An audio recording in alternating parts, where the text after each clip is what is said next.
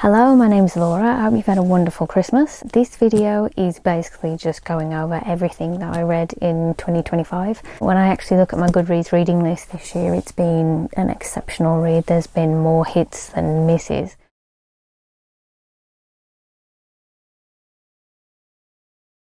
In fact, there's been next to no misses, so 2025 as a year overall has been terrible, but my reading experience in 2025 has been phenomenal. So I'm just going to go through and basically talk about the ones that I've read this year.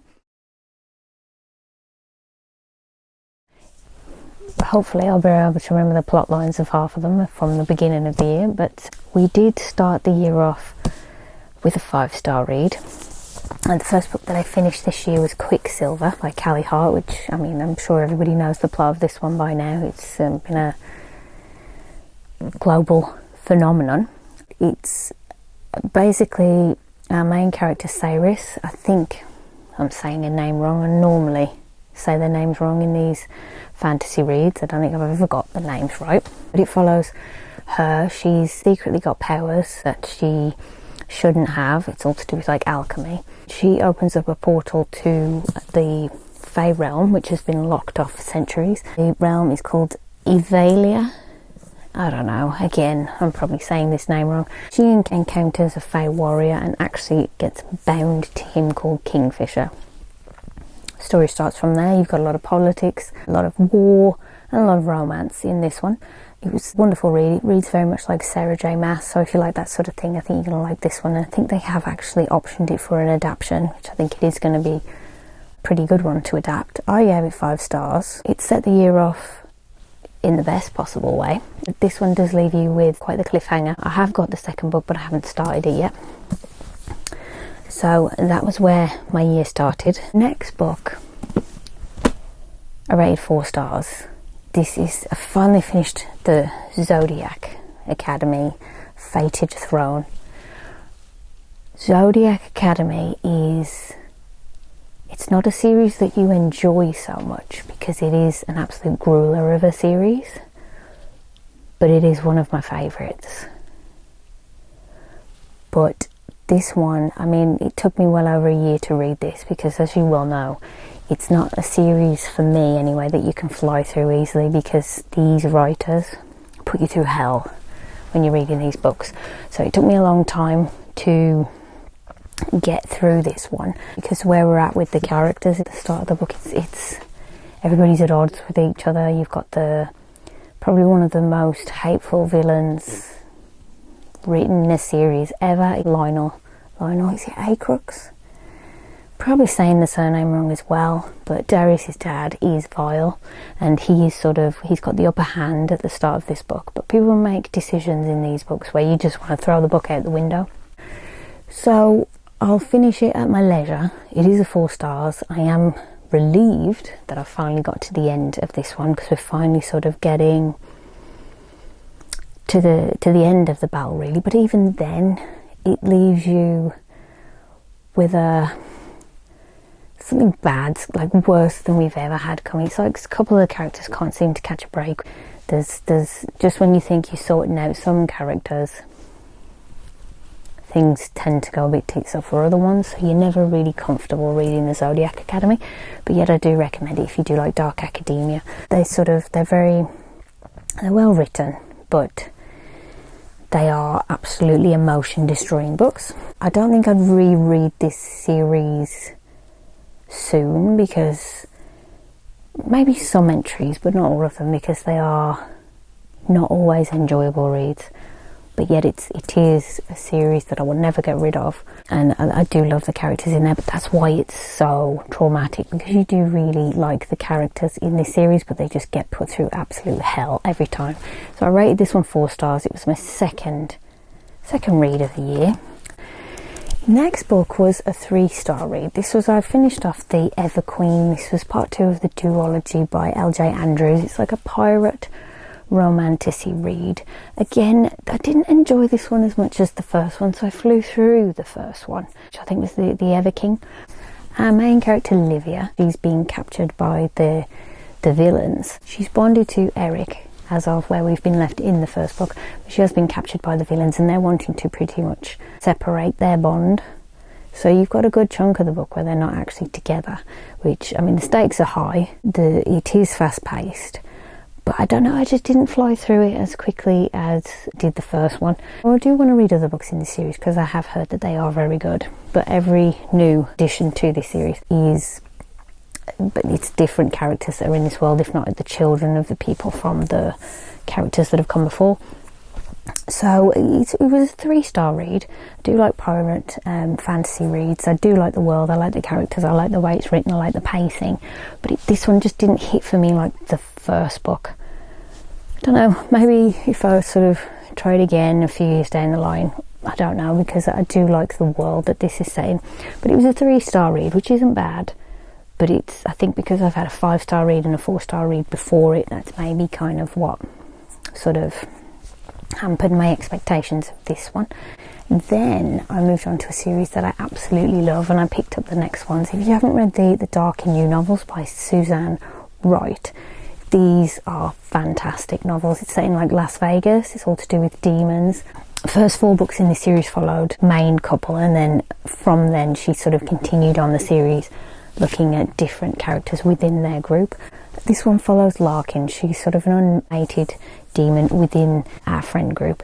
She is a harpy, and she's sort of feeling under pressure to be bonded to somebody at this point because everybody else in their group is pretty much happy and settled, and she's kind of sick of the fact that her family are kind of really pushing for that. She is best friends with Teague. He is a hell horse, so that's something that I'd not read before in this series. They're kind of crazy, but they are good friends. They sort of do the whole fake dating thing to kind of get her family off her back. So even though it's like demons and supernaturals, you've still got those elements of, like, you know, your fake dating tropes, which was quite interesting to read in a supernatural setting, because these books do get quite dark, they do get quite intense. It didn't let me down. It's not my favourite in the series. Certainly holds up with the others. I gave it a 3 stars, which this series is a solid go-to read for me. Anything that they bring out in this series I do pick up. So if you do like supernatural romance horror, this is definitely, this series, it's wonderful. It's quite dark. This one isn't a favourite, it's a 3 stars, but I mean that's not a diss on the series. The characters were great. I think I'd put it middle of the road in the series based on the other books, but I mean, when I did read that one, the next one that I went to was 4 stars. Same series, different characters. This is Viper, so we were actually seeing a different group of people. This follows Ella. She's an incantor, and Viper. Now Viper is the leader of a biker gang in this world who are not part of our main group. They've sort of been on the fringes of it, and this was a 4-star read. This was great. Again, I mean, all the characters in this world, there's always something interesting about them, and they're always like supernaturals that I've not particularly read a lot of, or like demons and different demons, and everybody's like a little bit shady and a little bit sketch because they are sort of inhabiting demons. The gist of this world is people have demons inside of them, but they need to find an anchor bond in order to stop them from going insane. So the demons in this world, they aren't friendly, but they've certainly got a lot of personality to them. If you haven't picked it up, definitely recommend it. So this one was a 4 stars, whereas the last one was a 3. But again, they're all fabulous. They're all brilliant. So I do recommend that one. But it was nice getting to see a group that we hadn't seen before. So we were seeing this biker gang, which we haven't really delved into before. Definitely brilliant. Now the next one was a book that I actually picked up in Canada when I went there last year. I picked it up from the airport. This was Tess Bailey. This was Fangirl Down. This was a golfer romance. Now I don't like golfing at all. This was it was a nice sweet read. Our main character is Josephine Doyle, and she is a huge fan of the main character. He's the bad boy of golf. He's called Wells Whitaker. He's on a downturn at the moment with his golf, but she's always been on the sidelines cheering him on through thick and thin. But he loses his marbles at one particular event and rips up her sign, feels bad about it later because she's his #1 fan, and ends up taking her on as his caddy. It's a sweet romance. It's a nice new series. I'm not a fan of golf, But I did like this story because I do like sports romances. Favourite ice hockey romance because I'm an ice hockey fan. This was a 4 stars for me. I got through it really quickly. It was a quick read. I think sometimes these contemporary romances, they are nice because, like I say, they are quick reads, sometimes palate cleansers. There are a few palate cleansers in the books that I've read this year. From that one I did move on to the Au Pair Affair, which this one I actually preferred to the last one because again it's set in the ice hockey read. This is Josephine's best friend, her name's Tallulah, and she becomes a living nanny for a sort of gruff ice hockey player who knows Wells from the first book, and his name is Burgess. Where do they get these names from, man? His name's Burgess, but again it was a sweet read, it was nice, but because it is ice hockey I did prefer this one. But this series as a whole has been 4 stars. From that one we moved on to the next one straight away, which was Dream Girl Drama. This is a different ice hockey player, which the Works did a really cute edition where there was on the sides. This one follows Sig Gauthier and Chloe Clifford. They've known each other for a while, so it's been a bit of a slow burn for these two, but it was a nice add-on to the series. Again, this was a 4 stars. I pretty much flew through that, gave it to my mum to read, she loved it too, so I do recommend those. Next was Scythe and Sparrow. This is part of, like, the first one was Butcher and the Blackbird, which these are like serial killer romances. 4 stars, loved this one. It wasn't my favourite in the series, but it was a nice round off to the trilogy. This follows Rose and Fionn. He's like the final brother to get a story because each one follows each of the different brothers and all of them are incredibly sketch. But it's nice to read something different, something dark. I like the setting where you got to see a circus.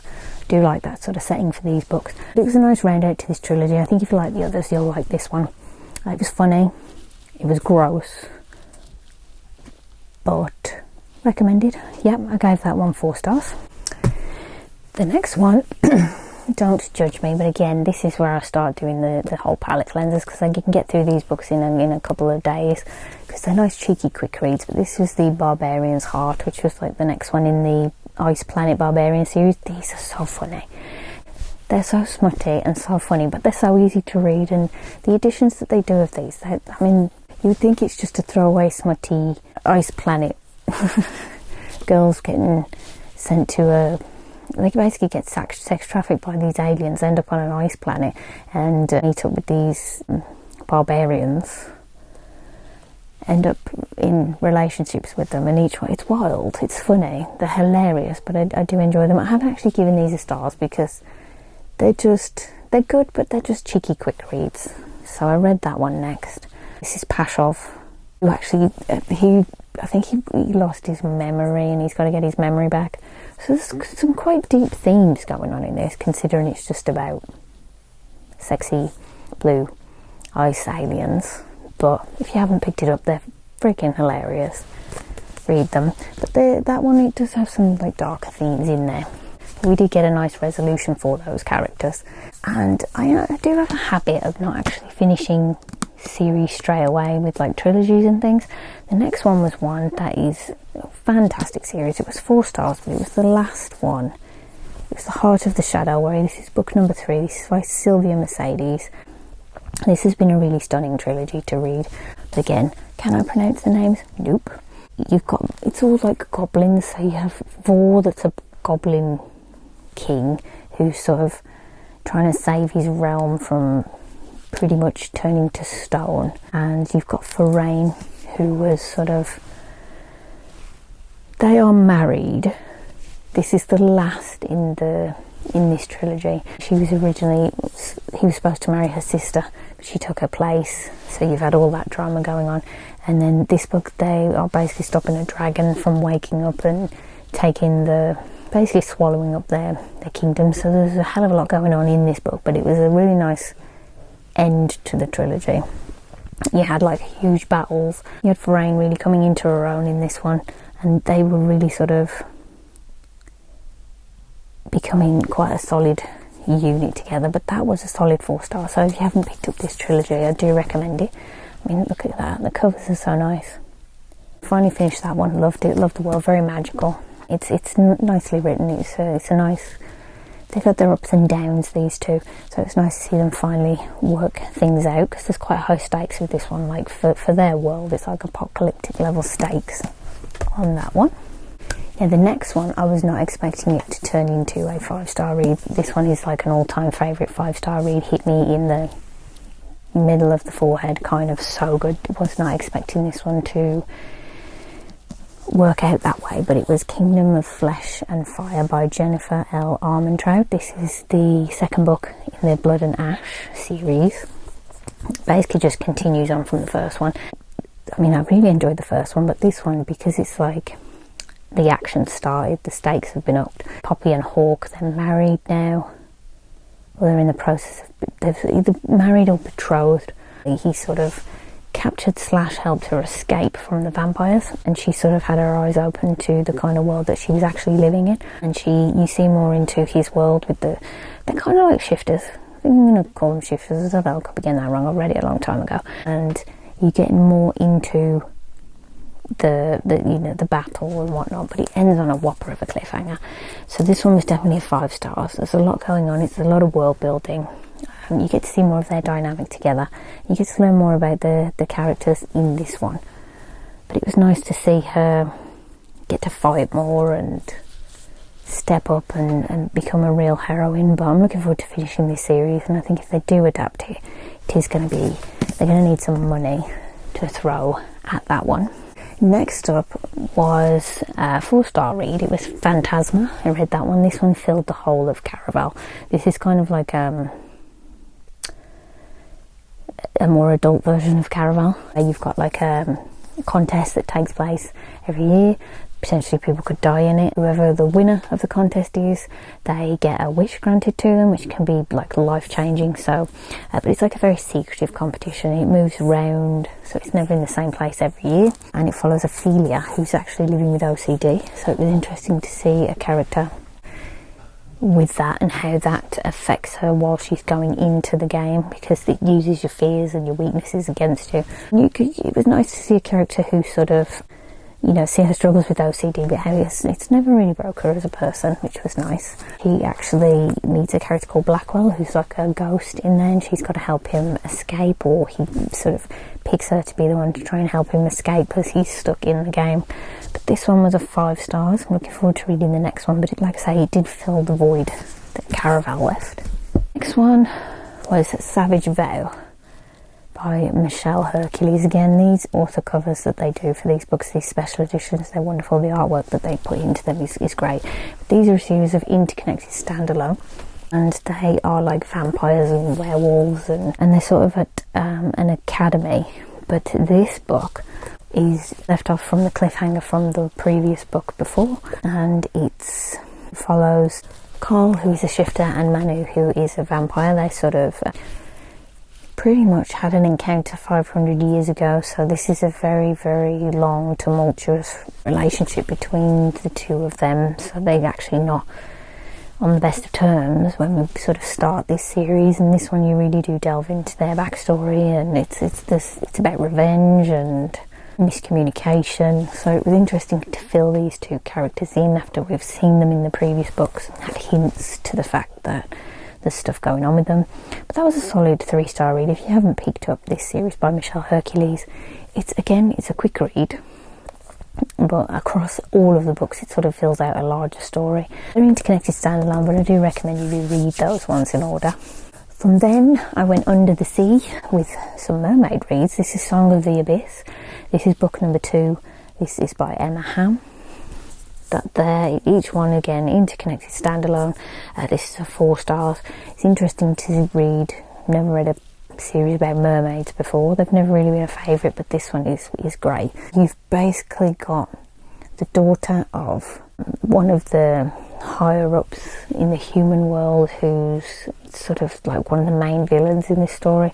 She's sort of like, even though she's high up in their society, she's sort of like held captive within this world. So the mermaids decide who is Deos, who is sort of our anti-hero in book number 1. He's sort of aggressive and misunderstood. This is his book to shine. He basically starts out with the intention of kidnapping Anya our main character, but it ends up being that she's more than willing to get free because her life isn't what it looks like from the outside. It's basically their adventure together in trying to bring down the humans who sort of invaded the sea.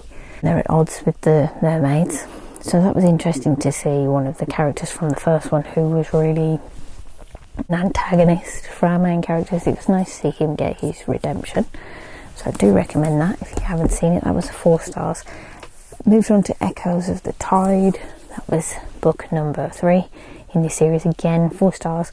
This one follows Maquette's. He is the more light-hearted member of this team, so you come from the character who's sort of the darkest member of the team to the one who's the lightest. But again, you see that all's not as it is on the surface with this character, and he has to make his way down to Gamma, which is a sort of secret world where the humans have made a secret base, but it's almost like a prison kind of world. And he has to work with a girl called A.S.S, who's again pretty much helping to bring down the humans from the inside out. But it was nice to see a more dangerous sort of location for our characters in this one. So that one, I enjoyed that one. I actually think that one, I enjoyed that one a little bit more than the one before, but yet they're all solid reads. They were both 4 stars for me. And the next up, I read a book called Sacrifice to the Dragon. I didn't realise until halfway through this book I had already read this book. It's by Jessie Donovan. It was a sort of dragon shifter romance. I think they have women that go up to live with them, get them impregnated so that they can continue to have dragon babies. It was all a bit random, but it was a quick read. I gave it 3 stars. Yeah, it was odd, that one, but I mean, if you like your dragon shifter romances slash, it was sort of like they kind of, I don't even know why they sort of send the women up there to go have babies with these dragons. It might be something to do with, I don't know, they give them like shit to cure illnesses and stuff, but it added to the count. But like I say, halfway through I didn't realise that I had actually read it before, but it was what it was. So we read that one. It was kind of okay, not my favourite read of the year, but whatever.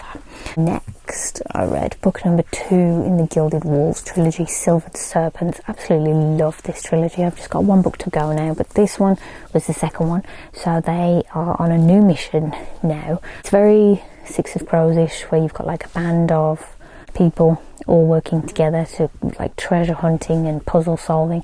But this one, it was like set in like a winter palace. They've got to find, again, set to find an artifact. But I do like the way each chapter is written in a different character's perspective. I like that. You get a real sense of all of the characters rather than just following one narrative. I think that's actually my favourite, when they'll switch up the chapters with a different character. But for me, no matter who you read in this one, it was always interesting. But the stakes are high. Like, you learn that one of the characters is actually under a time limit, or they actually will die. I won't say who. And it's very Six of Crows-ish. So if you like that one, it was wonderful. So this one, it was a 4 stars. But I like the friendships between each of the characters. They're a really good crew together, and I do look forward to reading the last one, because this one does leave you on a whopper of a cliffhanger. Now, it was at this point that I picked up and started doing my reread of the Black Dagger Brotherhood series. So you already know my thoughts on that one. It's 5 stars. I did Dark Lover. This was the first book, and then I moved on to Lover Eternal. Again, 5 stars. Loved it. Fantastic read. Then we did Lover Awakened. So this is basically the Black Dagger Brotherhood series. I am going through each of these ones, so you know my thoughts on that one. So far, these have all been solid. I had read Lover Revealed for the first time, working on putting my review up of that one.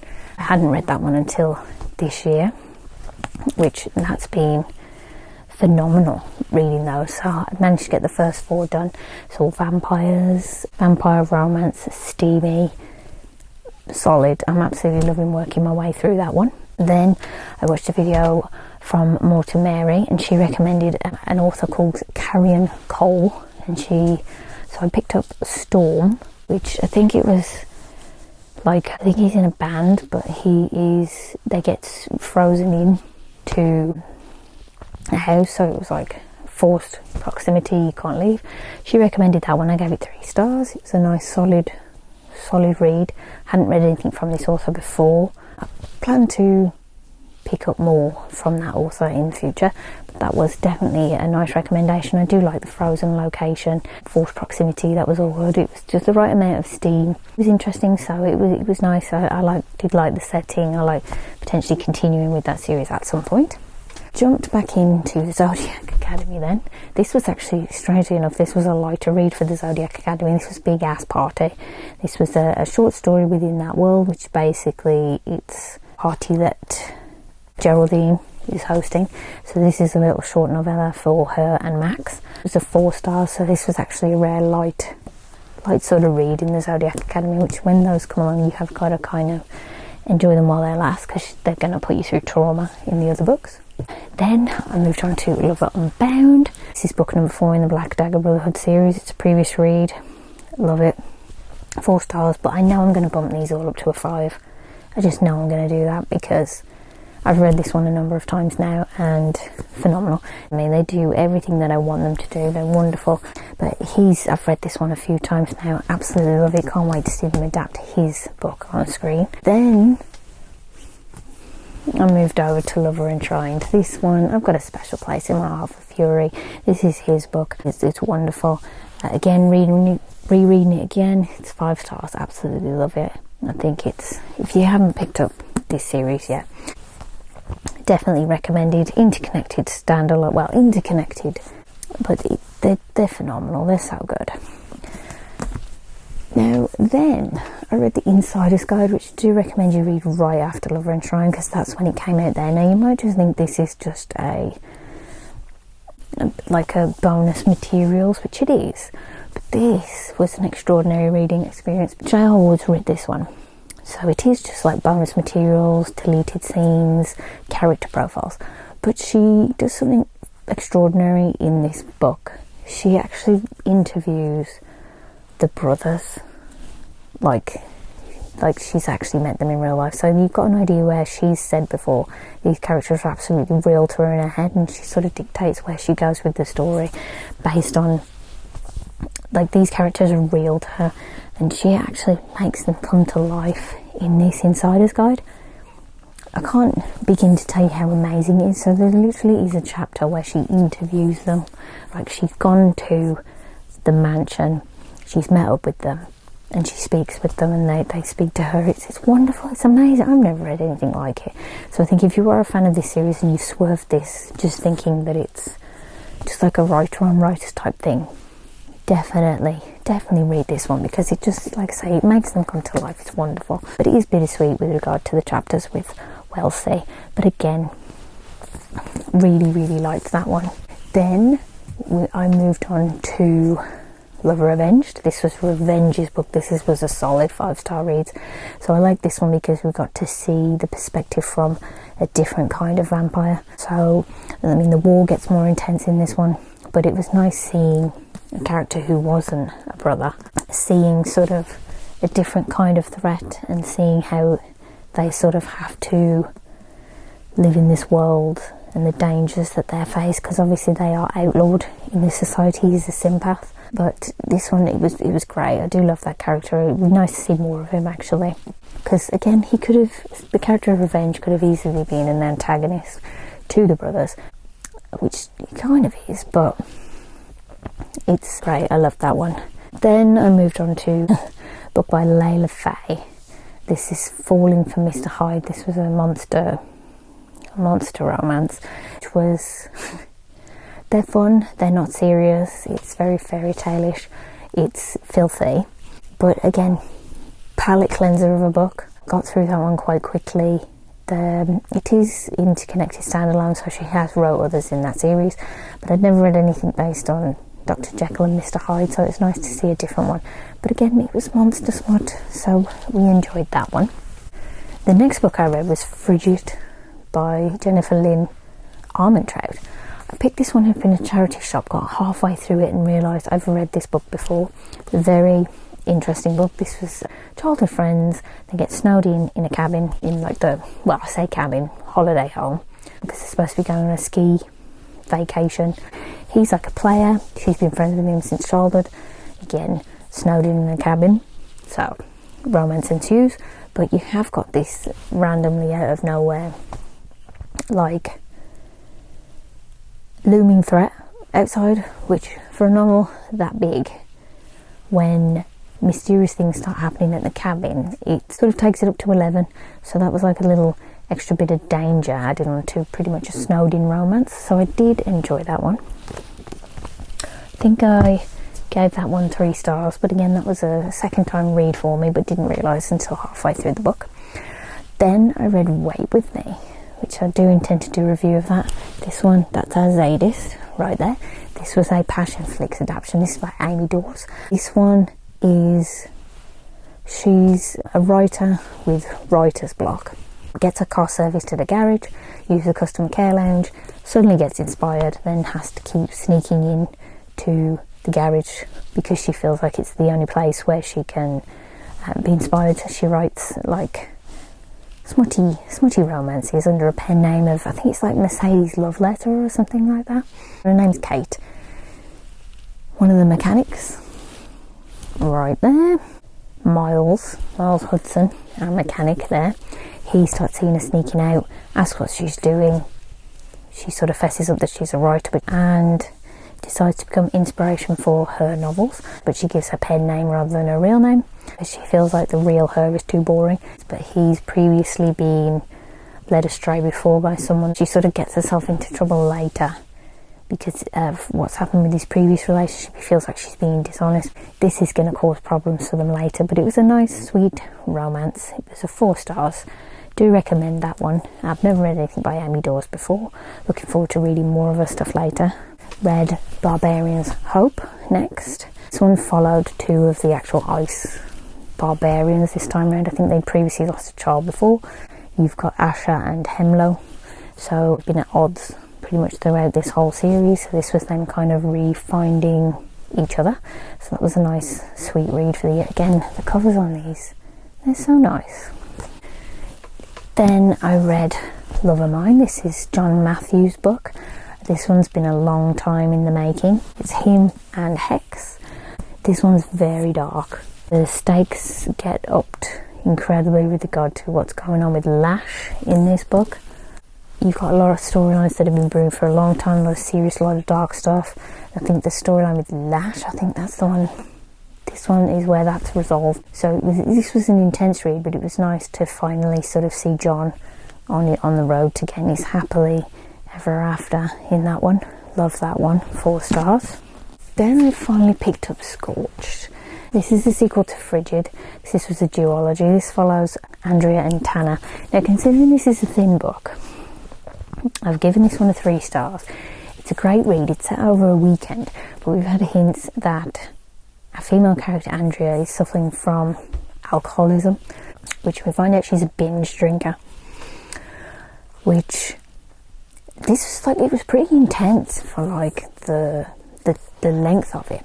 My one complaint is that I almost feel like this should have been 2 books instead of 1, because they rushed through the rehab stuff, which, I mean, sometimes you don't always get in depth, but I feel like there was a whole chunk of another book that could have been added to this one, or this book almost needed to be 300 pages longer, which is rare that I'll say that, but it was great. But there's a hell of a lot of dark themes in this one. But I think if you're just going to do it, it's sort of like, with regard to the relationship side of things, it almost jumps over the hard part. You know what I mean? Like the section where they've actually got to do the work is sort of a chapter in this book. But it's a nice add-on to the one before. But I feel like it skips over the important stuff to get to the happy ever after, so I do recommend it, but like I say, I feel like this book should be at least a whole second book. I think it shouldn't have been done in, I mean, how many It's barely 300 pages. This should have been a 600 page book. But if you do like that sort of thing and you just want to skip to the happiest after, that's the one for you. Next up, I read Lights Out. Again, this is another serial killer / dark romance, very much in the vein of Butcher and the Blackbird. This follows trauma nurse Ali and Josh.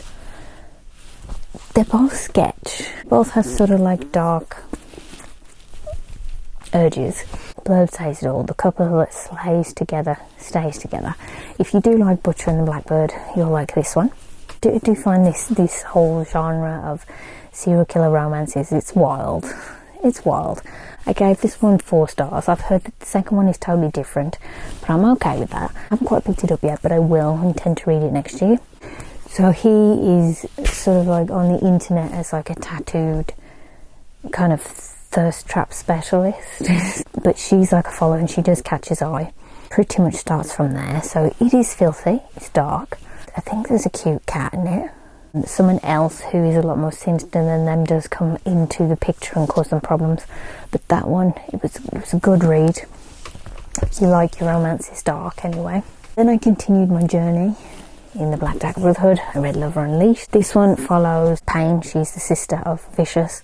He's only just discovered that she's around, but she's a lot different to the other females in this. She's more of a warrior type, and she's pretty much been kept in stasis by her mom for a long time, and she actually starts sparring with Wright. Due to a fallout with her mom, she actually ends up getting paralysed, and they need the help of Dr. Manny Manello, I think his name is. He's a human doctor that used to work with Jane, and this is where he's introduced to this series. It's great seeing someone who's like Butch but doesn't want to become a vampire, but you do kind of get the hint that he maybe could, but he doesn't really want to go there. So it'd be interesting to see how he sort of works and fits in this world, because with each book and each new person that is brought into it, it does expand it more. But that one, again, it was a solid 4 stars. Again, I had another 4-star read. Then read Mile High by Liz Tom Ford.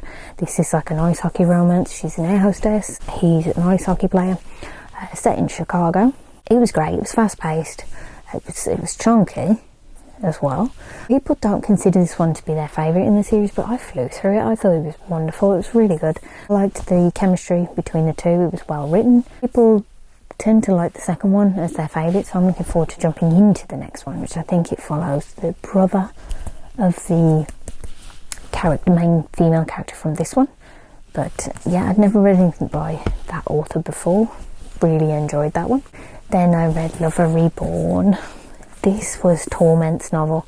Again, it was him, because Torment obviously lost Wellesley very early on in the series. This was him finding happiness, which we didn't, well, happiness again in this book, with a character who's actually Hex's mom. She calls herself No One for most of the novel, so it was nice getting to see these two characters who've had a long history together in this series finally sort of find some happiness. That was a wonderful read. It's been a long time coming. We're glad that Torment's finally found his happiness. Then I read Pen Pal. This one, it's 3 stars. This was my catfish book of the year. I did actually leave a review for this one. This one was wild. I'm still steaming over this one. This was not the book that was promised on the back, but I feel like I'm going to enjoy it more a few years down the line when I reread this. So I'm still steaming over this book. Yeah, I then read Pen Pal. Then I read this whopper of a book, Binding 13 by Chloe Walsh. You all know about this book. This book, for me, was 5 stars. It's incredibly dark. It's incredibly well written. It's set in Ireland, which was nice and different. It follows Johnny Kavanagh. He's in high school. He's on the way to being a successful rugby player. And Shannon Lynch, she's had it rough, man. There's a lot of themes of abuse. She's from a rough home life. I have started the second one, but I'm slowing down with the second one because these are incredibly dark. They're incredibly intense, but they are incredibly worth it. So it's not an easy romance. Chloe Walsh does like to put some, I mean, she doesn't hold back in her writing at all, but it's the Boys of Tommen series, and I know that each one in this series is incredibly dark. There's themes in there that you don't get in your standard romances, so it's, you know, it certainly leaves on a low note, so you're not going to come away from this one buzzing, but you know, it is a 5 stars. But I mean, you've got a lot of trauma to get through. I mean, look at the size of this thing. But I'm looking forward to seeing how this one plays out in the next one. But yeah. And then finally I read Whispers of the Dead by Adeline Winters. This was a supernatural read. She can speak with the dead, and she can sort of see their final moments, and she sort of uses that to help with solving sort of like cases, issues within the supernatural community. Started that one. It was a really cool supernatural romance read, which I think the story for that one's going to play out across of about 4 books, so I really enjoyed that one. And then the last one that I read recently was Beauty from Pain by Georgia Cates. This is the recent adapted book from Passionflix. It was a 3 stars. There's a country singer who's over in Australia, meets a guy who's like, he doesn't want to say who he is, he doesn't want to know her name. They get into a temporary 3-month relationship, and then allegedly they just go their separate ways, but you know that's not going to work out that way. But it was a fiery, feisty read. It was adapted really well. I enjoyed that one, and this one leaves on a cliffhanger, but it's a very dramatic book, and it was, yeah, I give it about a 3 stars. But sometimes those cheeky little short romances, they're a good way to sort of just, you know, sweep the decks if you're in a bit of a book slump. Overall, it's been a good reading year. Look forward to more. Hopefully 2026 is going to be equally as good, but when I look at my ratings across all the books that I have read this year, I mean, the lowest has been like a 3 stars really, so I've made some good choices this year. But if you could let me know your recommendations, what's been your favourite books that you've read this year, let me know. If there's anything that you think I should check out, let me know. Hope you all have a wonderful new year, and I'll see you in 2026.